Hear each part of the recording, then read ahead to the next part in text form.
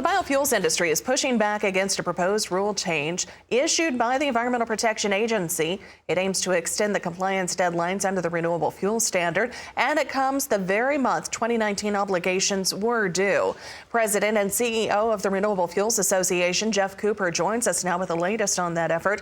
And Jeff, as always, thanks for your time here this morning. So what are your thoughts on the proposed rule, and did it come as a surprise? Well, good morning, Janet. And yes, we got some aggravating news out of EPA yesterday, and it was a bit of a surprise.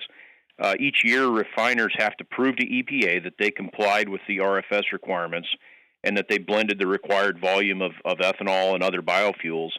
And, of course, when COVID hit, a bunch of those refiners whined to the White House and whined to EPA that they were going to need more time to prove that they met their 2019 and 2020 blending requirements.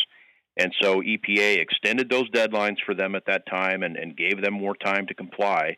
And now yesterday, EPA announced that they want to extend those deadlines again and give refiners even more time to get their houses in order. And the new deadline is not really defined. It's sort of indefinite.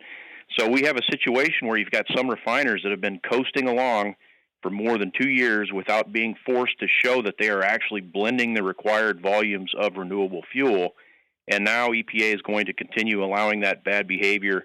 And, the other thing, don't forget, we still don't have required volumes for 2021, and the year is almost over. So the signal that yesterday's announcement from EPA sends is that, refiners can basically continue to ignore their legal obligations to blend renewable fuel until some undefined time in the future when EPA might finally decide that it's time to enforce the law. What type of uncertainty does this add to the marketplace, especially as we wrap up 1 year and head into the next? Yeah, it creates a tremendous amount of uncertainty. It really adds more uncertainty and ambiguity and instability in the marketplace.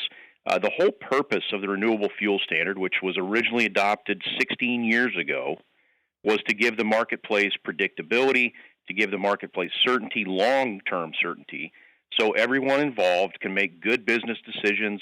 They can plan accordingly. They can make the necessary investments to increase their use, production and use of renewable fuels.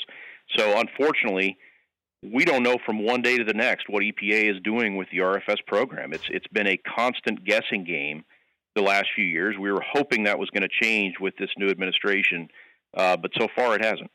So what kind of ripple effects might we see from this? Well, yeah, again, we should have in place the blending obligations for next year, 2022. We should by law, we should know what those numbers are by the end of this month. And EPA hasn't even proposed those yet. So we're going, we've been flying blind all year this year, and it looks like we're going to start 2022 without any RVO volumes on the books as well. And that just leads to, more uncertainty in the marketplace, and it really does impact decisions that ethanol producers are making and corn growers are making, planning decisions based on some of these rules. And so it does just really create a lot of turmoil and ambiguity in the market. And we got to get that resolved and get the RFS back on track. All right. Well, Jeff, as always, thanks for your insights. You can go online to ethanolrfa.org for additional information. President and CEO of the Renewable Fuels Association, Jeff Cooper, on the phone with us today out of St. Louis, Missouri. Thanks, Jeff.